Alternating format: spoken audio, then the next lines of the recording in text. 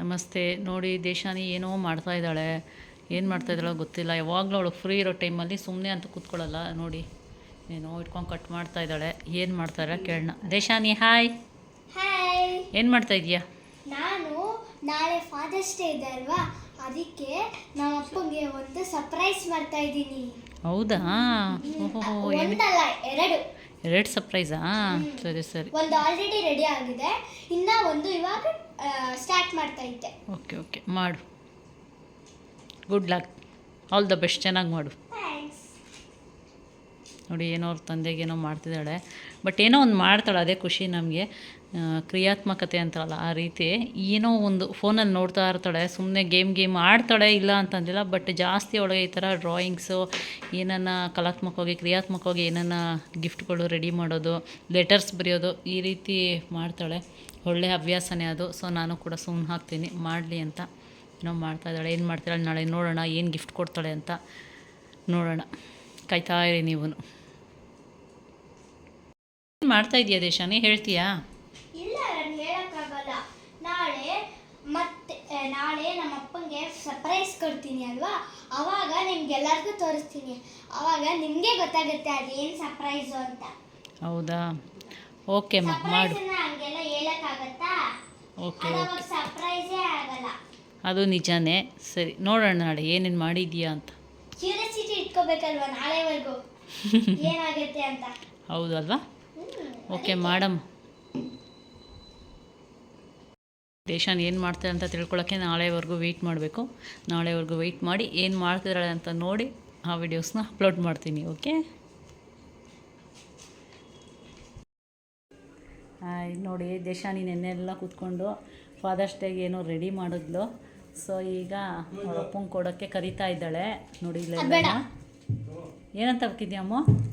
ಇದು ಫಾದರ್ಸ್ ಡೇಗೆ ಇದರಲ್ಲಿ ಚಾಕ್ಲೇಟ್ ಇದೆ.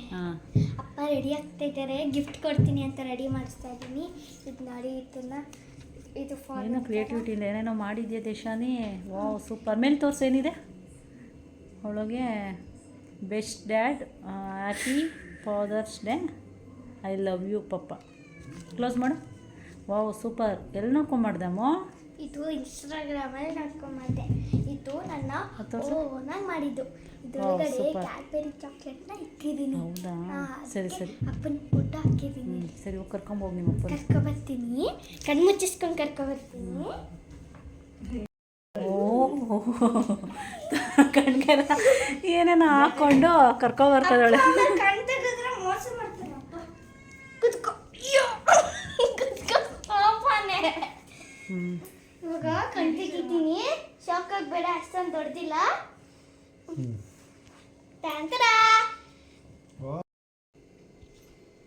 Best dad, happy father's day, I love you ಪಾಪ. ನನ್ನ ಮಗಳು ಇಷ್ಟಪಟ್ಟು, ನಾನು ಮಾತ್ರ ಅಲ್ಲ, ಅಮ್ಮನ ಹೆಲ್ಪ್ ಮಾಡಿತ್ತು.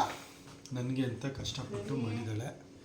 ಅದು ಹೇಗೆ ಇದ್ದರೂ ಕೂಡ ಅದು ಖುಷಿ ಕೊಡುತ್ತೆ. ಅವಳ ಎಫರ್ಟ್ಗೆ ಖುಷಿ ಕೊಡುತ್ತೆ.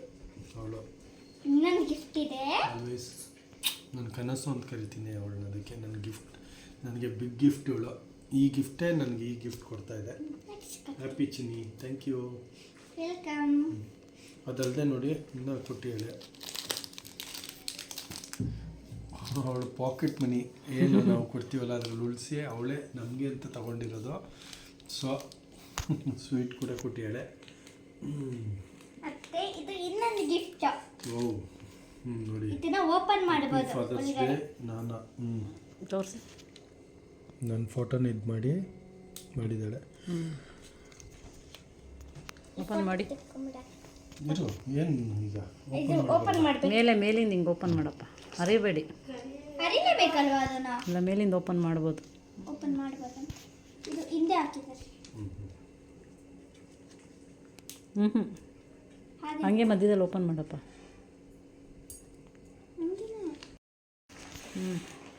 ಕೊಡ್ತಾ ಇದ್ದಾಳೆ ದೇಶಾನಿ ಅವರ ಪಪ್ಪಂಗೆ ಏನೋ gift. Happy father's day Rana. Thank you ಬಂಗಾರಿ, ನೀನೇ ನನ್ನ ಗಿಫ್ಟ್ ಅಮ್ಮ. ಇದು ಫಸ್ಟ್ ಗಿಫ್ಟ್. Thank you. ಇದು ನೀನು ಪಾಪ. ಬಾಯಿ ಸಿಹಿ ಮಾಡಿ ಶುಭಾರಂಭ ಮಾಡೋಣ ಅಂತಾರಲ್ಲ ಹಾಗೆ ನನ್ನ ಮಗಳು ಇದರಲ್ಲಿ ಪ್ಯಾಕಿಂಗ್ ಮಾಡ್ತಿದ್ದಾಳೆ. ಒಂದು ಒಳ್ಳೆ ಥಾಟ್ ಕ್ರಿಯೇಟಿವ್ನೆಸ್ ಇವಳು ಎಲ್ಲ ಸ್ಪೆಷಲ್ ಟೈಮಲ್ಲೂ ಈ ಥರ ಏನಾದ್ರು ಒಂದು ಮಾಡ್ತಾ ಇರ್ತಾಳೆ. ಬಟ್ ಇವತ್ತು ನನಗೆ ಅಂತ ಮಾಡಿದ್ದಾಳೆ, ತುಂಬ ಟೈಮ್ ಕೊಟ್ಟು. Thank you Bangaramma.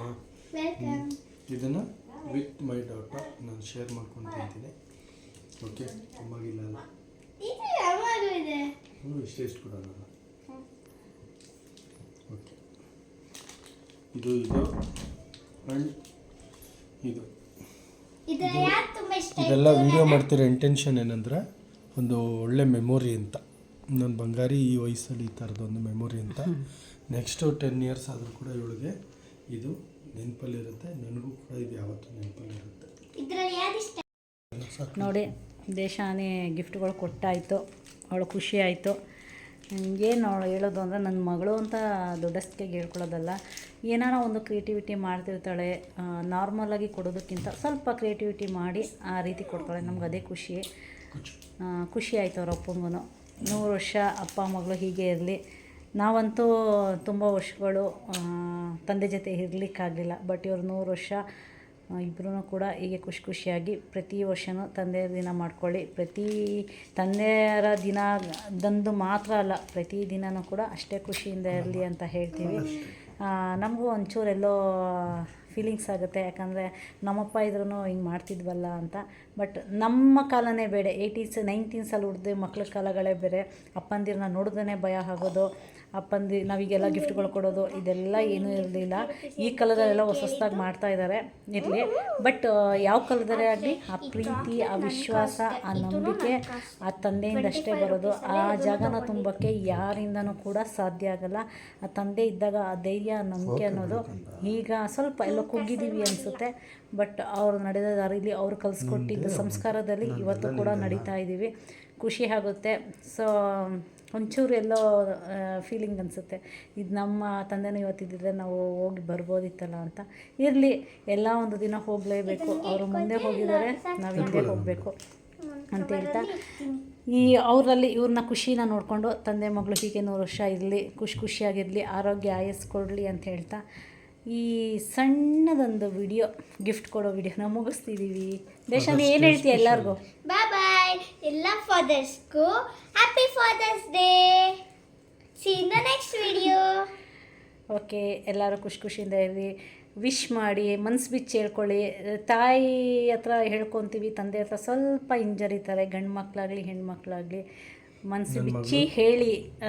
ನಾವಂತೂ ಹೇಳ್ತಾ ಇರಲಿಲ್ಲ ಹಾಗೆಲ್ಲ, ಬಟ್ ಈಗ ಮಕ್ಕಳಿಗೆ ನಾವು ಕಲಿಸ್ಕೊಡ್ತಾ ಇದ್ದೀವಿ. ನನ್ನ ಮಗಳು ನನ್ನ ಹತ್ರ ಎಲ್ಲನೂ ಶೇರ್ ಮಾಡಬೇಕು. ಎಲ್ಲ ಮಕ್ಕಳು ಅಷ್ಟೇ. ಕೆಲವೊಂದು ಮಕ್ಕಳು ಹಿಂಜರಿತಾರೆ, ಆ ಹಿಂಜರಿತ ಬಿಟ್ಟು ನಾವು ಮನಸ್ಸು ಬಿಚ್ಚಿ ಹೇಳಿದಾಗಷ್ಟೇ ಅವ್ರ ಮೇಲೆ ಹೇಗೆ ಪ್ರೀತಿ ಇದೆ ಅಂತ ಗೊತ್ತಾಗೋದು.